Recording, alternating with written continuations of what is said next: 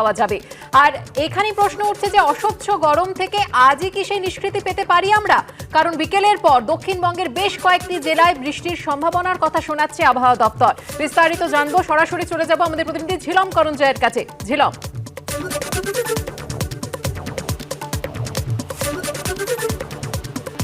একদমই আবহাওয়া দপ্তর যেমন ইঙ্গিত দিয়েছে তাতে আজকে দক্ষিণবঙ্গের অধিকাংশ জেলাতে ধীরে ধীরে তাপপ্রবাহ কমে যাবে।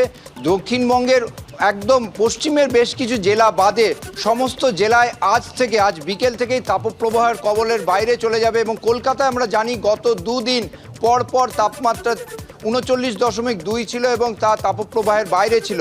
আজকে যেটা সবচেয়ে গুরুত্বপূর্ণ তথ্য, আর আবহাওয়া দপ্তর যে তথ্য দিচ্ছে, দক্ষিণবঙ্গে উত্তর 24 পরগনা, দক্ষিণ 24 পরগনা আজ বিকেলে হালকা বৃষ্টিপাত হতে পারে এবং বজ্রগর্ভ বৃষ্টিপাত হতে পারে, ঝোড়ো হাওয়া দিতে পারে এবং সেই সঙ্গে